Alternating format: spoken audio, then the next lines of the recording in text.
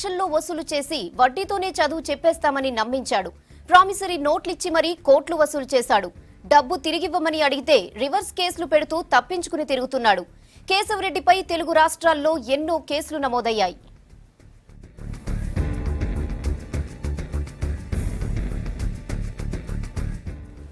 Anantapuram శివార్లోని Keshavareddy school పేరుపై కెనరా బ్యాంక్లో 4 కోట్ల అప్పు తీసుకున్నాడు కేశవరెడ్డి.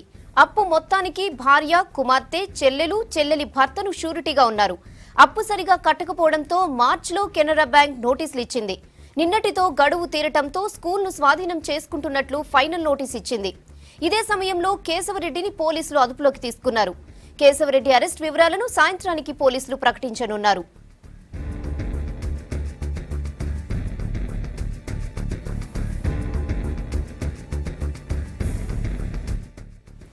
దీనిపై మరిన్ని అప్డేట్స్ కర్నూలు నుంచి సలీం అందిస్తారు. సలీం, కేశవరెడ్డిని పోలీసులు ప్రస్తుతం ఎక్కడుంచారు? అప్డేట్స్ ఏంటి?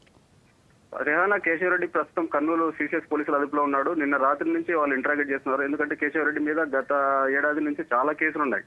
చాలా కేసులు తల్లిదండ్రులు పెడుతున్నప్పటికీ ఆల్రెడీ ఫోర్జరీ సంతకాలు తీసుకొచ్చి నేను డబ్బులు ఇన్నా బాకినా అని చెప్పి కేశవరెడ్డి రివర్స్ నోటీసులు ఇస్తూ గత డిసెంబర్ నుంచి అబ్స్టాండ్ లో ఉన్నాడు. దాదాపుగా ఇతని కేశవరెడ్డి విద్యా సంస్థలన్నీ బడా కార్పొరేట్ సంస్థలన్నీ స్వాధీనం చేసుకున్నట్లు అనధికారిక సమాచారం ఉంది. కాకపోతే నిన్న కెనరా బ్యాంక్ అనంతపురం వాళ్ళు మార్చిలో నోటీస్ ఇచ్చి లీగల్ గా అప్రోచ్ కావడంతో 7వ తారీఖు వాళ్ళ గడువు ముగిసింది. 7వ తారీఖు గడువు ముగియడంతో వాళ్ళు కోర్టు కక్షిదారుల సమక్షంలో వచ్చి ఆస్తుల స్వాధీనం చేసుకున్నారు. దాన్ని స్వాధీనం చేయడానికి కేశవరెడ్డి హాజరు కాలేదు. దాంతో అతని అరెస్ట్ అనివార్యమైంది. ఇప్పుడు అతను సిసిఎస్ పోలీసులు అదుపులో సమాచారం రావడంతో పెద్ద ఎత్తున తల్లిదండ్రులు కూడా అక్కడ పెద్ద ఎత్తున చేరుకుంటారు. మరి కాసేపట్లోనే కేశవరెడ్డిని అధికారికంగా అరెస్ట్ చూపించే అవకాశం ఉంది. రేహానా, ఓకే, బాధితుల పరిస్థితి ఏంటి? బాధితులు ఏమంటున్నారు? బాధితులు దాదాపు 1వ తరగతి చేరినప్పుడు అతను కేశవరెడ్డి ఎలా క్లిక్ అయ్యాయంటే కర్నూలు నంద్యాలలో నుంచి కర్నూలులో సెకండ్ బ్రాంచ్ స్టార్ట్ చేసినప్పుడు 10-15 ఏళ్ల క్రితము దాదాపు ₹1,00,000 డిపాజిట్ కట్టండి, తర్వాత మీకు 10వ తరగతి అయిపోయే వరకు ఎలాంటి ఫీజు చెల్లించాల్సిన అవసరం లేదని చెప్పి ఆకర్షణీయ ప్రకటనలు ఇచ్చి తల్లిదండ్రులు చేసుకున్నాడు.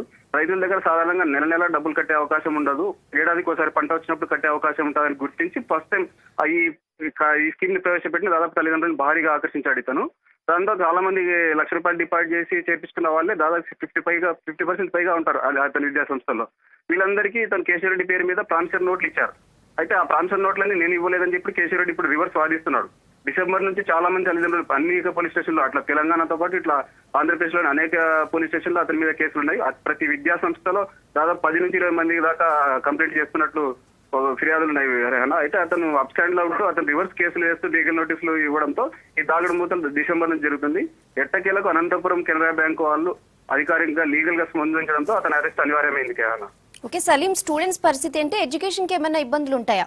ఎడ్యుకేషన్ కి అయితే ఎలాంటి ఇబ్బందులు లేవు రానా, ఎందుకంటే అతని విద్యా సంస్థలు అతని దగ్గర అప్పులు తీసుకున్న బడా కార్పొరేట్ సంస్థల వాళ్ళు అప్పుడే వాటిని గత మార్చిలోనే స్వాధీనం చేసుకుని వాళ్ళ హ్యాండ్ ఓవర్లు చేసుకుని నడుపుకుంటున్నారు.